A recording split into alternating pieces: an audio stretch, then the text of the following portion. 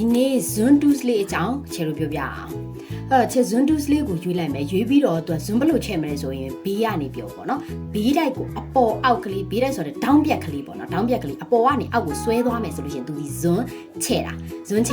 အောက်ကနေအပေါ်ကိုပြန်ဆွဲမယ်ဆိုလို့ရှိရင်ချုပ်လိုက်တော့နည်းနည်းဟိုဖြစ်သွားရင်အဲ့တော့ adjust ပုံလေးကို adjust ပြန်ပြီးတော့လုပ်လိုက်မယ်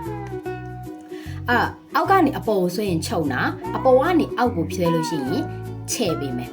ဒီမှာဒီသူဘာမှမပေါ်ဘဲနဲ့ချုံနာချဲ့တာကိုလုပ်လို့ရတယ် zoom tools လေးကိုရွေးထားရုံပဲပေါ့နော်အကယ်၍ဒါချဲ့တော့အပေါ်မှာရှိနေတဲ့အမှန်ချစ်ကလေးကိုတွားပြီးတော့ဖြုတ်ထားမယ်ဆိုလို့ရှိရင် तू က rectangle tools ပုံစံလိုမျိုးဆက်လက်မှတ်တဲ့ပုံစံမျိုးဒီလိုမျိုးလေးဖြစ်သွားမယ်အဲ့ဒီဖြစ်သွားတဲ့ပုံစံလေးကိုအခုမှဆိုပါတော့ချဲ့တော့ဒီစပစ်လေးတစ်လုံးဝယ်လို့ခြင်းလဲဆိုအဲ့ဒါလေးကိုဒီလိုမျိုးလေးလုပ်လိုက်ရမယ်ဆောနာကလိုမျိုးတော့အောက်ကနေထပ်ကိုဆွဲလို့ရှင်တော့ zoom ပြန်ပြီးတော့ချုံနိုင်ပါရင်မဖြစ်တော့ဘူးပေါ့နော်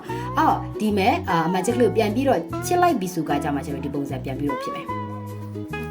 ပြီးတော့ဒီမှာဆိုလို့ရှိရင် signs လေးတွေရှိတယ် plus sign နဲ့ minus sign ရှိတယ်အဲ့တော့ plus sign ဒီချဲ့တယ်ဟုတ်ပြီ minus sign ဒီပြန်ပြီးတော့ချုပ်မယ် तू ကကလစ်ယုံမယ် plus sign minus sign तू ကပြန်ပြီးတော့ကလစ်ယုံမယ်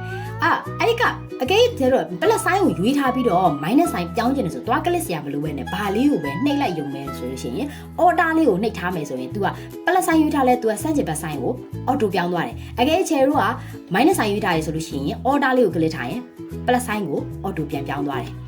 ဒါကတော့ချယ်တို့ပြန်ပြီးတော့သွားပြီးတော့ကလစ်နေစရာမလိုဘူးပေါ့နော်အခုဒီမှာဆိုချယ် 100% လေးကိုနှိပ်လိုက်မယ်အဲ့ဒါကပုံအလိုက်ကွာနိုင်တယ်ဒီပုံမိုးပဲနဲ့ချယ်တခြားပုံမှာလုပ်ကြည့်မယ်တခြားပုံမှာလုပ်ကြည့်မယ်ဆိုလို့ရှိရင်ဒီလိုပုံစံမဟုတ်ဘဲနဲ့တခြားပုံစံဖြစ်နေမယ်ဒီမှာတွေ့လားနော်သူရဲ့ပုံစံမတူတော့ဘူး 100% ဒီဓာတ်ပုံအပေါ်မှာမူတည်တယ်နောက်တစ်ခုက fix screen ဆိုပြီးတော့ तू ကဒီဟာနဲ့ screen နဲ့ fix ဖြစ်သွားအောင်လုပ်ပေးတာဒီပုံမှာသိပြီးမသိတာတော့ချယ်ဒီဘက်က horizontal ပုံမှာသွားပြီးတော့ vertical ပုံမှာသွားပြီးတော့လုပ်ပေးမှာပေါ့နော်အဲ့ဆိုလို့ရှိရင်တော်တော်လေးသိတာတိုင်းပုံနဲ့ screen နဲ့ fix ဖြစ်အောင်လုပ်ပေးလိုက်တယ်ဟုတ်ပြီနောက်တစ်ခုကြံသေး fill screen ဆိုတဲ့အတိုင်းလုံးဝ screen နဲ့ပြည့်သွားအောင်ဖြည့်ပေးလိုက်တာဓာတ်ပုံအဲ့လိုပဲနောက်ကဒီဘလိုမျိုးပုံမျိုးမှာဆိုလို့ရှိရင်ပို့ပြီးသိတာတယ် fill screen